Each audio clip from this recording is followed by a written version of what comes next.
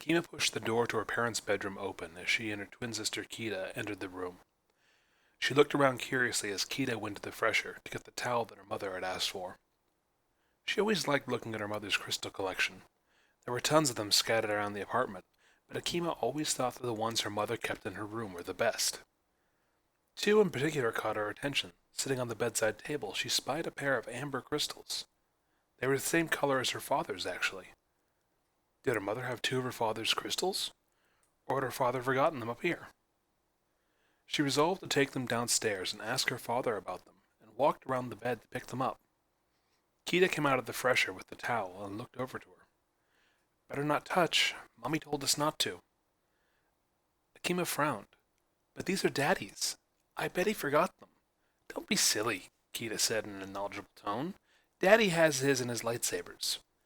Then why are they here, huh? Akima asked stubbornly. I'm taking them to him. Akima reached for the crystals with her little hands, cupping them in her fingers. The effect was immediate as her body stiffened, her hands clenching tightly around the crystals as images rushed through her mind. She saw her mother, smiling gleefully. Another Twi'lek she didn't recognize laughing as she killed someone and threw her father across a dark room. More images flashed through her mind, and with them emotion, hatred, fear, pain, sorrow. Her body trembled as more and more images appeared. Tears poured down her cheeks as she started to scream. She saw her mother tied against a wall, crying out in pain, saying how much she loved someone as the same yellow Twi'lek as before hurt her. She saw her mother smiling alongside the yellow Twi'lek as a being died beneath her lightsaber. Then more images of her father and uncles being hurt. Then she felt pure malice lash out at a blue-skinned Twi'lek whose body jerked violently and then went limp. That was when the screams started. Her mother's screams. The images went on and on. She wanted them to stop. She wanted the horrible yellow Twi'lek to vanish, but she wouldn't. Her eyes bored into Akima's mind as they smiled wickedly. She watched as the yellow Twi'lek looped her arms around Akima's mother, pulling her close and whispering to her. Then Akima's mother was raising a lightsaber over her head and looking at Akima. Akima! Her father's voice ripped through the images, and suddenly they came to a stop.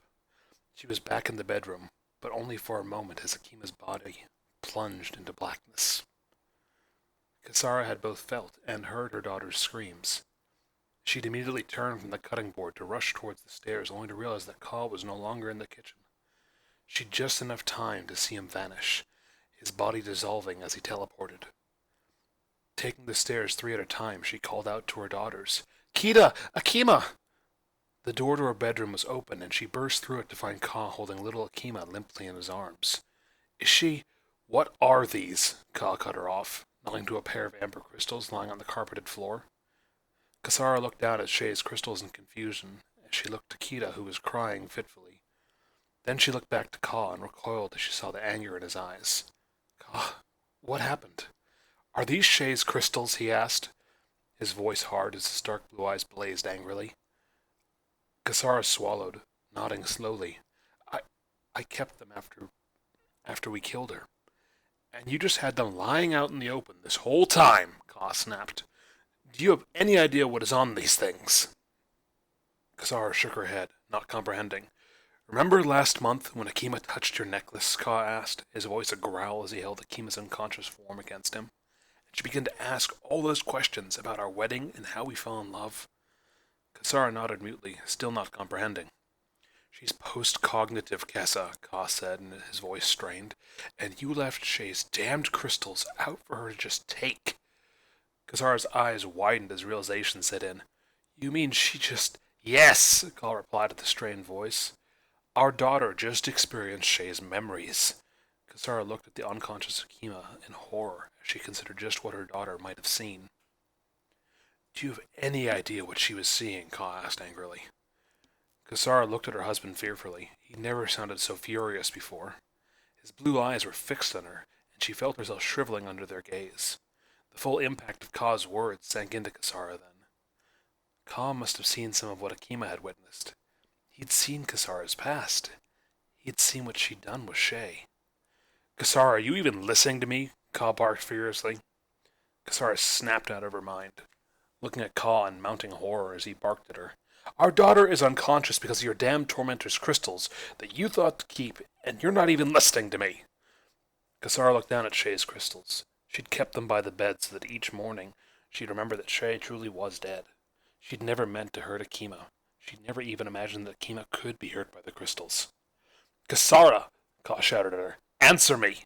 She jumped, looking at Ka and her daughters. Kita was staring wide-eyed and fearful as her Leku trembled. Akima wasn't even moving. The only reason Kesarah didn't think her daughter was dead was because Ka wasn't panicking or rushing her to the hospital. Kesarah wished for anything that would have taken his gaze away from her in that moment. Didn't he know that she'd happily have Akima's place, even if it meant reliving all her memories of Shae? Mommy? Kita asked tremulously. Hearing her daughter, Akima's twin, calling to her with the same voice, it was too much.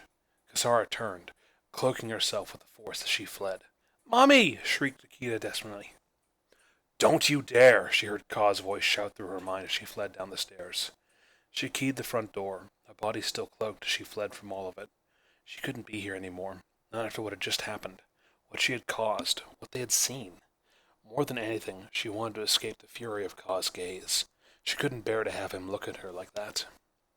2 days later, Kesarah looked up from her tea as Navarre came around the side of the diner to stand opposite her. He didn't say anything. Instead, he started to clean a glass quietly. Was that Ka? Kesarah asked, finally breaking the silence. Navarre nodded. He wanted to know if you were here. Kesarah swallowed, looking up at him uncertainly. What did you tell him? That you weren't here, Navarre stated simply. He must have seen the look of surprise on Kesarah's features, because he immediately answered her asked question. He's your husband, Ruby. You can tell him where you are whenever you're ready. It isn't my place. Kesarah frowned, looking down into her cup. He hasn't stopped calling since you came here, Navarre remarked dryly, as he eyed her pointedly. And I still don't know why you haven't gone home. Kesarah said nothing, remaining silent as Navarre shrugged and returned to cleaning the glass in his hand. He wanted me to let you know, Navarre said conversationally, if I saw you, that he loves you. Kesarah looked up in surprise, her expression confused. He said that? Navarre nodded. He did. Kesarah again fell silent. It dragged on between them before Navarre finally sighed. He's your husband, Ruby. He stayed with you all these years despite everything that you've been through, and has never rejected you. Whatever this is, he'll forgive you. If you even need to be forgiven. Kesarah looked at Navarre miserably. She couldn't get the image of little Akima in her father's arms, as Ka had looked at her furiously. Could she really go home to that fury? Could she face her daughter again, let alone Ka, after they'd witnessed what must have been on those crystals? She jumped as Navarre reached across the bar top and clasped her hands. Go home, Ruby. Your family misses you. I don't know that I can, Kesarah said miserably. You can, Navarre said. Not once did he call and sound angry. He sounds worried. He loves you. Whatever it is you think you've done, he is not angry with you. Ka's words echoed in Kesarah's mind then. Don't you dare. What had he meant? He'd sounded so furious, and yet she didn't know what he'd meant. Had he been trying to keep her from running, or telling her not to come back? Kita's desperate cry for her came back to her cry for her mommy. Kesarah clenched her hands together tightly, fighting the urge to cry. Her daughter had sounded so frightened and alone, and she'd fled. She'd left her precious babies alone without their mother because she was afraid. She looked at Navarre's hand clasped around hers, looking up at him in agony. What am I supposed to do? Go home, Navarre said forcefully. You're a grown woman and a mother. You need to be strong for them. Kesarah swallowed. Navarre made it sound so easy. She just couldn't imagine that it could be that simple. The air cab dropped Kesarah off in front of the apartment complex. She looked up at the window where she knew her family was waiting for her. Tentatively, she reached out to the link that she and Ka shared. Normally, she'd have received an influx of warmth and love, but there was nothing. It wasn't that it was cold or anything, just that there was nothing there. That alone made her hesitate. She'd been prepared for coldness or even anger, but not emptiness. The void she felt within the link frightened her more than anything else could have. If she and Ka had simply been married without their daughters, she might have fled again on the spot. But the pit in her stomach, as she imagined little Akima unconscious and senseless, forced her to go inside and ride the lift up to their flat. She wasn't going to abandon her daughters, no matter how angry Ka might be with her. The door recognized her palm, hissing open with a careful chime that Kesarah had picked out for it when they'd moved in. The apartment was dark, the only lighting coming from the night lights fixed on the walls. They were there for the girls. They sometimes woke up and came downstairs to play at night when they couldn't sleep. Looking up the darkened staircase, Kesarah swallowed and began her ascent. Each step felt like a lead weight tied to her ankles. She might have been sinking into the stairs for all the progress she seemed to be making. She closed her eyes, trying to calm herself and banish the image of Ka's furious gaze. He had never looked at her like that before, and she hoped it would be the first time that she saw when they encountered one another again. Reaching the top of the stairs, she immediately went to the girls' room. They weren't in it. Their beds were neatly made and unslept in. In here, Ka's voice whispered. Kesarah stiffened, swallowing nervously. Of course he'd known she was home, but the fact that he hadn't greeted her till now, and only to direct her to where the girls were, worried her. She turned and walked down the hallway to the bedroom. Hesitating at the ajar door, taking a deep breath, she pushed it open and found herself looking at Ka and the girls. He was leaning against the bed. Little Kita was sleeping against his hip, while Akima was curled up in the crook of his arm. His eyes were fixed on her as he spoke. Welcome home. Kesarah swallowed, looking at Akima worriedly. Is she? She's fine, Ka said, his eyes looking down at Kita. Both of them are fine. He looked back to her. They could have used their mother. Kesarah's heart chilled at those words, and the expression on Ka's face. She couldn't comprehend its meaning. It wasn't angry, but it was by no means welcoming. Had Navarre lied to her? Was Ka through with her? As she considered all this, Ka reached his hand out to her. Come here. There was no command in his voice, but Kesarah felt compelled to listen to him as she crossed the room and slipped into the bed, careful not to disturb the sleeping girls. She took Ka's hand as he made room for her and pulled her against him. I'm glad you're safe, he said as he held her gently. Kesarah buried her face in his chest, forcing herself to breathe calmly. She felt like such an idiot, and as she looked up at him, she saw the emotion in his eyes. She felt words escaping her lips. I'm sorry, I never meant... Shh, Ka said with a shake of his head. I know. I'm sorry I was so angry. I was frightened. He looked down at Akima. She hasn't spoken since it happened. Is she... Did it damage her? Ka sighed, only emotionally. She's been having nightmares. She felt them swallow as he spoke. I've been keeping them at bay. Kesarah didn't say anything, trying not to dwell on the nightmares that Akima must be having and what Ka must in turn be seeing. She didn't want to think about any of that. What did you do with the crystals? She'd expected him to say that he destroyed them, but when he reached into the breast pocket of his tunic and produced Shae's crystals, all she could do was blink. Why hadn't he destroyed them? I know what they mean to you, why you keep them, Ka said simply. You decide what to do with them. Kesarah nodded, reaching for the crystals only to have Ka's hand close tightly around them. She looked up at him and saw the force of his expression boring into her. If you keep these, promise me you will lock them away. Kesarah swallowed, her leku twitching as she nodded. Ka's hand turned over and he dropped the crystals into her palm. She clutched them tightly, trying to think of what they had done to Akima. Are we, she asked tentatively, are we okay? Ka nodded silently. But we're not what we were, Kesarah stated. Ka sighed, shaking his head. No, we're not. That hurt. Kesarah had known it would be his answer, but it still hurt, and he still hadn't said he loved her. Then he pulled her into a silent kiss. Kesarah returned it gently, uncertainly. Behind closed eyes, she began to cry. How did they make this right again? The next night, Kesarah watched as Ka finished tucking the girls in. She didn't go in herself, looking at little Akima who simply curled up in a silent ball as Kita wrapped her arms around her sister protectively. Kesarah had tried to speak with Akima, But all that had accomplished was wide-eyed horror from her daughter, who had immediately run in silence to hide behind her father. It had broken Kesarah's heart to see, and since then she had not tried again to approach Akima, though Kida had given Kesarah innumerable hugs and affirmations of her affections. That did little to assuage the fact that one of her little girls was afraid of her. After Ka had tucked them in, he came out into the hall and looked at her. She couldn't read his expression, and imagined that she could see accusation in his eyes. Without a word, they made their way back to their bedroom. Once inside, Kesarah stood for a moment, looking at the pillow on her side of the bed for just a moment, before she grabbed it and one of the blankets. She turned without a word and walked out of the bedroom.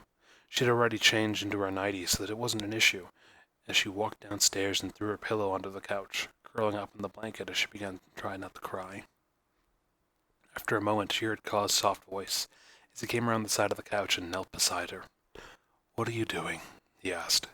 "Trying to sleep," she replied as she turned her face into her pillow. She heard Ka sigh and wondered what he must think of her. It was that wonder, that uncertainty of what he thought of her, that had driven her down here. She didn't want to sleep in the same bed as him. She wasn't sure if it was because she was afraid of him, or she felt that she didn't deserve him, but the result was the same. She didn't want to sleep with him. "You're an idiot," her husband said simply. She was going to protest, to make some defense, but was stopped as Ka reached beneath her and lifted her and the blanket up in his arms. "What are you doing?" she protested, squirming but unable to confide the confines of the blanket. "Taking my wife to bed, since she insists on being a martyr," Ka replied. Kesarah said nothing, falling silent as she looked at him pleadingly. Why couldn't he just leave her alone? And why did he have to sound so calm? She was reminded of the night of their wedding as he carried her up the stairs. He'd carried her to their bedroom that night as well. What had followed had perhaps been the most passionate and raucous sex they'd ever had. She doubted that it would happen here. In fact, she was certain that she didn't want to have sex right now. They entered the bedroom, and Kesarah tensed as they approached the bed, wondering what her husband had intended. He still hadn't reopened their link. She could sense him clearly enough, but she had no idea what he was thinking or feeling. After over a decade of being able to share her thoughts with him, the sudden cutoff was unnerving. She feared that it was because he was still angry with her that he kept her from his thoughts. He set her down gently in the bed, stroking her forehead and licking gently as if she were one of their daughters, before he kissed her forehead. He looked down into her brown eyes with his blue, a sad smile on his features. "I love you." Her heart ached. She could feel her chest clenching in pain at those words and wished she could return them, but there was only silence as she opened and closed her mouth uncertainly. Then he surprised her again, retrieving a blanket from the cupboard and heading to the door. "Where are you going?" Kesarah asked in surprise, sitting up in the bed. He turned to look at her with the same sad smile. "To bed." Kesarah hesitated, realizing what he was doing. They were switching places. He was going downstairs to the couch. Why did he have to be such an idiot? "What about your pillow?" she asked, looking at what had been the side of the bed where his pillow rested. He shook his head.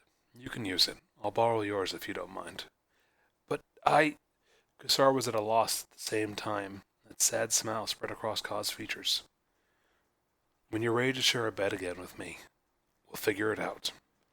With that, he turned to leave, closing the door behind him and leaving Kesarah alone in the bedroom. She sat there a moment, unsure and dumbfounded.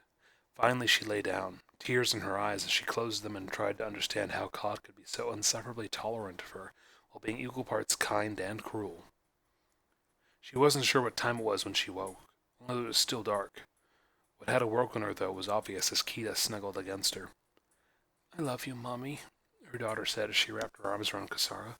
"Please don't leave again. I promise I won't let Akima touch any more of your crystals." Kesarah didn't know what to say, so she said nothing as she pulled her beloved baby close to her chest tightly. "I won't leave again," she promised. "It wasn't your fault, little one. I'm sorry if I scared you." "I love you, Mommy," Kida murmured as she nuzzled against Kesarah. Kesarah stroked her daughter's leku tenderly, feeling him tremble beneath her touch. Swallowing, she kissed the top of Kida's head and held her close. They would get through this. Ka wasn't giving up, and neither would she. The following weeks. As the days went by, Kesarah found herself avoiding Akima. She was unsure how to help her daughter, who simply hid from her or cast feeble glances her way. Nor was she certain how to talk to Ka about what was happening. She could see how tired he looked, and wondered if or when he slept. She knew why he was tired. He was keeping Akima's nightmares at bay. She didn't need to be a telepath to figure that out. She knew her husband. Perhaps the worst thing about all of it was that Kita seemed to blame herself for letting her sister touch the crystals. Kesarah had locked them away in her jewelry box for the time being in the hidden compartment beneath the bottom shelf.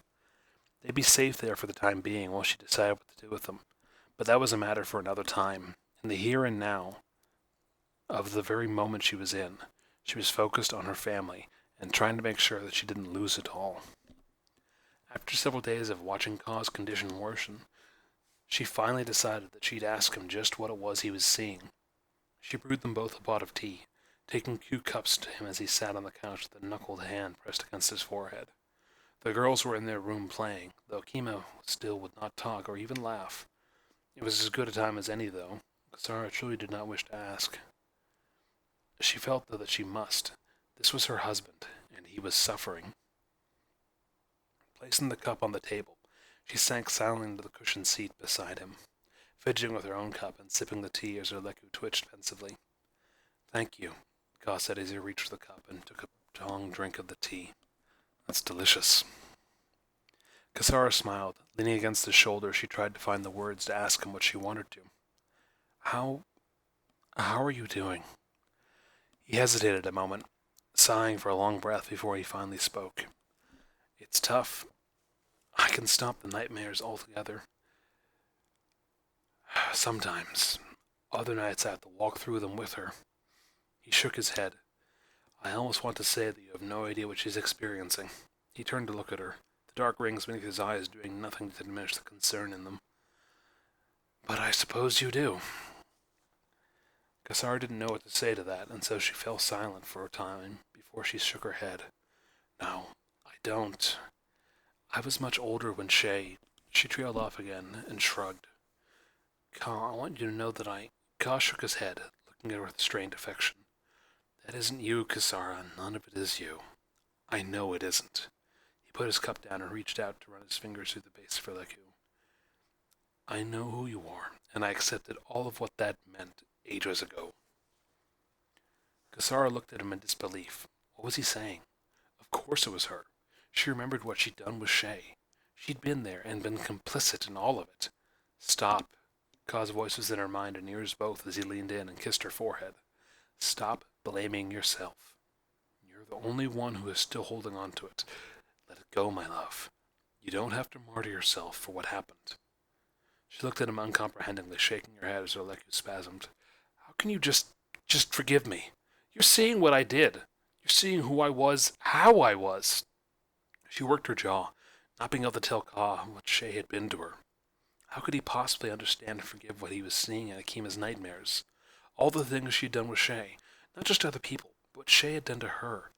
And now their daughter was experiencing some of those horrors. She looked at her husband searchingly, her rich brown eyes darting back and forth across his face in bewilderment. Ka's deep blue eyes met hers easily. He looked so tired and frighteningly old. She wasn't used to thinking of him as old.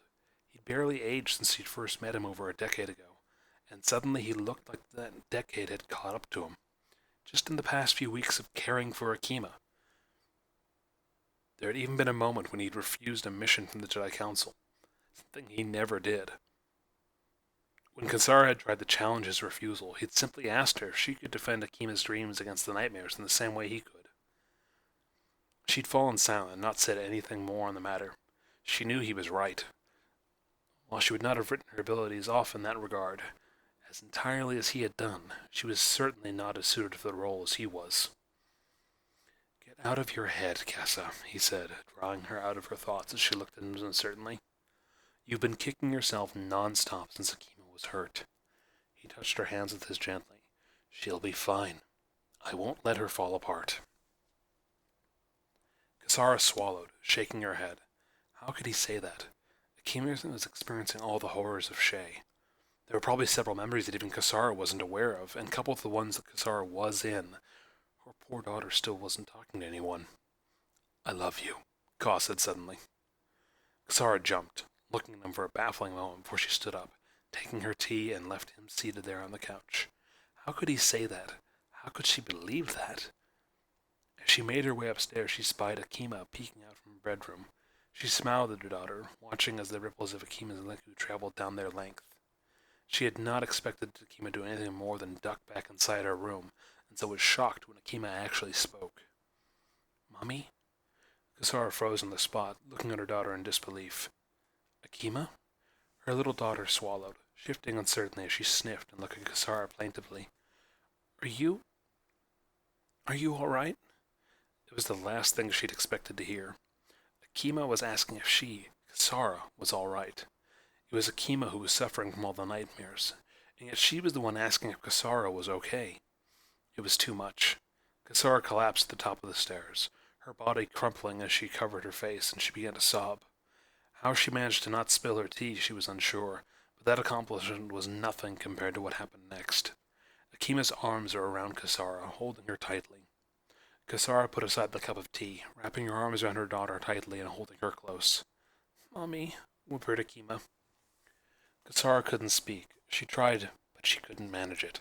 Instead, she just clung to her daughter, her poor daughter, who had been experiencing all the horrors of Shae's memories. "Mommy," Akima repeated as if she was trying to say something, but could not manage it. Kesarah didn't need her to say anything more. It was enough. It was more than enough. Her entire body shook with emotion as she sobbed, and then a second set of arms wrapped around her. She looked to see Kida, doing her best to hold her sister and her mother in her embrace. Kesarah shifted her hold on Akima, drawing Kida into it as well as her leku rippled with unrestrained emotion, and tears poured down her face. Then Ka's mind was there. For the first time in weeks, she felt the warmth and love of her husband's affections wrapping around her and the children. "I told you," his mind murmured tiredly. Kesarah didn't say anything in response. What was she supposed to say? After the last few weeks, it all came together and it let loose like a floodgate. It was all too much for her. It felt as though her family, her precious family, was falling apart around her for so long that now to be collapsed here on the stairs with her daughters in her arms, and her husband's mind embracing them all, was as close to paradise as she imagined she might ever be. That night she tucked the girls in for the first time in weeks. Kesarah went downstairs to find Ka lying on the couch. In the dim glow of the nightlights, he looked even older than he had earlier that day. She'd never thought that she'd see the day that he would appear so old to her. She wasn't sure if he noticed her or not, but he didn't move as she approached him until she sat on the edge of the couch, putting a hand on his chest which he clasped gently. "Come to say good night?" he inquired with a tired smile. Kesarah shook her head, looking at the man she'd fallen in love with so unexpectedly all those years ago. "I've come to take you to bed." Ka looked at her for a moment in the dim lighting. She saw the confusion turn into a smile of understanding as he took her in his arms. They kissed then. It wasn't passionate or forceful. Instead, it was tender and almost gentle. Kesarah didn't complain when he teleported them to their bedroom, instead guiding him onto the bed and pushing him back as she straddled him. Looking down at her husband, she reached up and ran her fingers through his hair as he pulled her nightie up, exposing her body to him for the first time in weeks. What happened next was new to them both. They had had sex many times since their first time over a decade ago in a shower on Empress Teta. This was different. This time they were making love. The passion was there, the hunger was there, but there was something deeper between them now. Kesarah didn't know what Ka had seen specifically in Akima's nightmares, but he had seen it nevertheless, and he still accepted her. All her flaws, all the damage caused by and to her. And here was the man she loved beneath her in their bed, taking her without question. A few weeks before, she thought that their relationship and their love was shattered. Now it felt stronger than ever.